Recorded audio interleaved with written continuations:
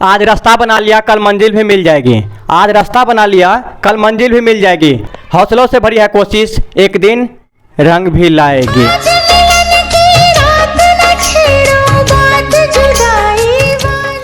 NCERT गणित class 10 प्रश्नों वाली 3 पॉइंट। Question number 1। अमिताभ अपने पुत्री से कहता है 7 वर्ष पूर्व मैं तुमसे 7 गुनी आयु का था, अब से 3 वर्ष बाद मैं तुमसे केवल 3 गुनी आयु का रह जाऊंगा।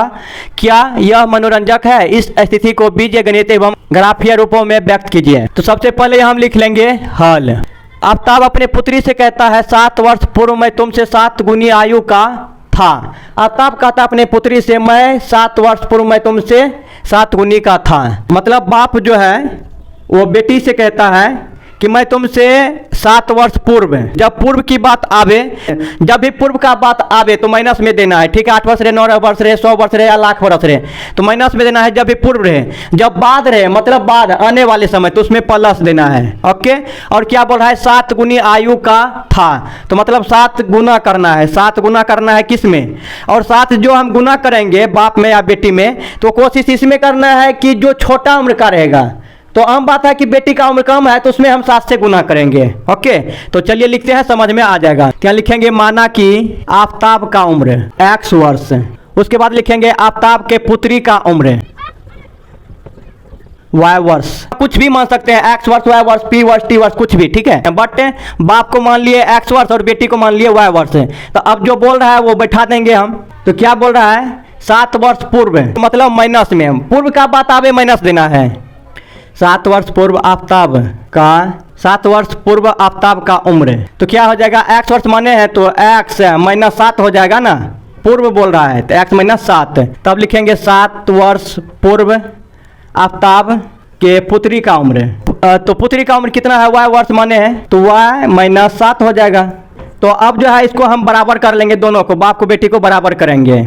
यहाँ लिखेंगे इसलिए तो क्या है x माइनस 7 और बराबर y माइनस 7। 7 गुनी आयु का था। 7 गुनी बोले या गुनी बोले या भाग बोले, जो भी बोले तो गुना उसी में करना है जो छोटा रहेगा। तो आम बात है इसमें कि बेटी का उम्र छोटा ही होगा बाप के सामने में, तो हम गुना करेंगे किस में? बेटी में। तो अब आपकी पुत्री का उम्र कितना? y वर्ष, तो y वाला ये है तो इसमें हम 7 से गुना कर देंगे। खेल खत्म। अब इसको हम हल कर लेंगे तो x माइनस 7 बराबर 7 गुना y, 7y माइनस गुना प्लस माइनस 7 गुना 7 ये 49 हो जाएगा। x इधर रह जाएगा, अब y वाला है तो इधर आ जाएगा, इधर प्लस है तो इधर माइनस 7y हो जाएगा बराबर माइनस 49 है तो इधर रहेगा 49, और ये माइनस का है 7 तो इधर हो जाएगा प्लस का 7।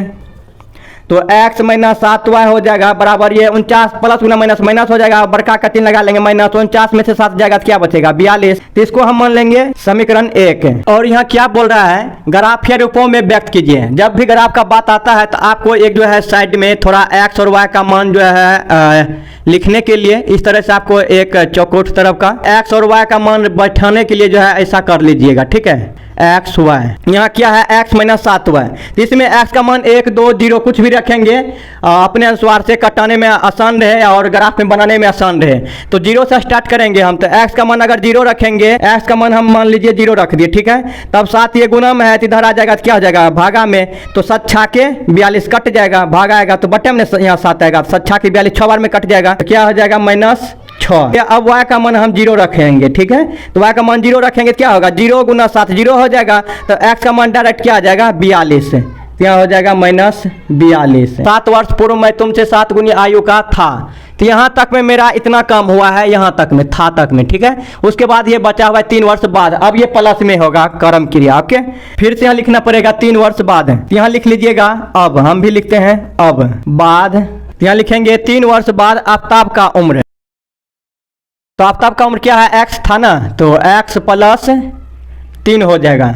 बाद बोल रहा है तो प्लस करना है। ओके, उसके बाद पुत्री का 3 वर्ष बाद आफताब के पुत्री का उम्र, और पुत्री का उम्र क्या माने थे? y वर्ष, तो y प्लस 3 हो जाएगा। उसके बाद जो है इस दोनों को बराबर कर लेंगे, इसलिए तो क्या हो जाएगा? x प्लस 3 बराबर y प्लस 3।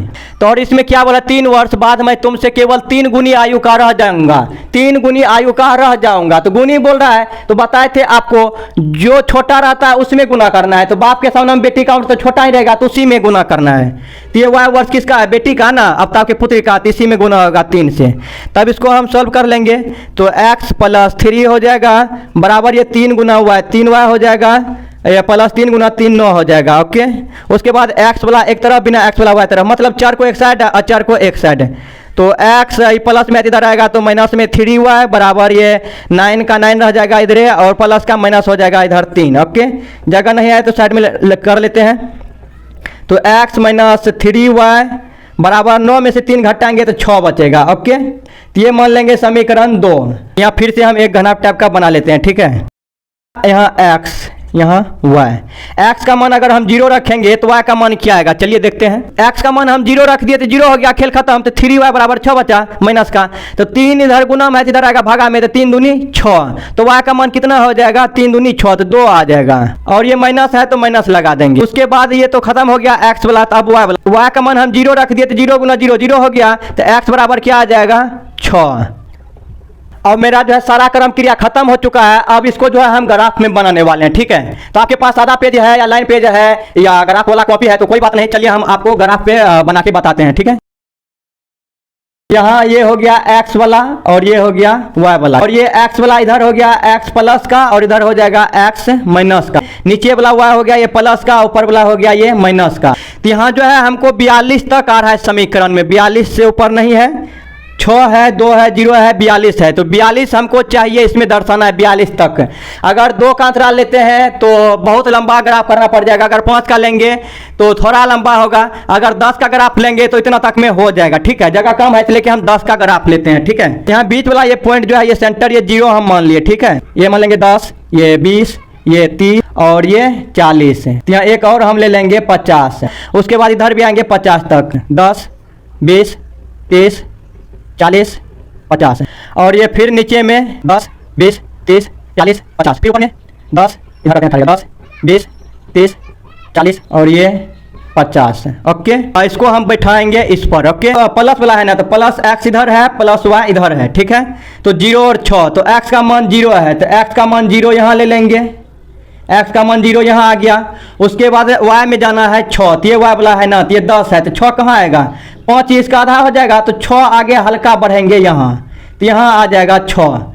तो ये कौन है 0 और 6, तो यहाँ हम ये थोड़ा इसको यहाँ तो नहीं टेगा, तो यहाँ पीछे खींच करके यहाँ और यहाँ लिख देंगे 0,6।